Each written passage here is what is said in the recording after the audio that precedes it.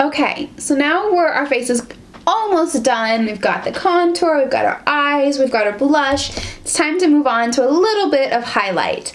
So I'm going to take my favorite Fenty foundation, or Fenty Killawatt highlighter. So this is in the color Ginger Binge and Moscow Mule. I really like taking this one with a fan brush. This is the Morphe Y13. I'll hit both sides of the highlight, the Ginger Binge and Moscow Mule, knock off a little extra, and just really start warming up the highlight and the high point of my cheeks, kind of blending this in with my blush. So it's kind of using this a little bit more as a blush topper. And then, the favorite highlighter, bam, Trophy Wife. So this is an intense highlight. I'm going to take this on the 510. You want to be very, very light-handed with this guy.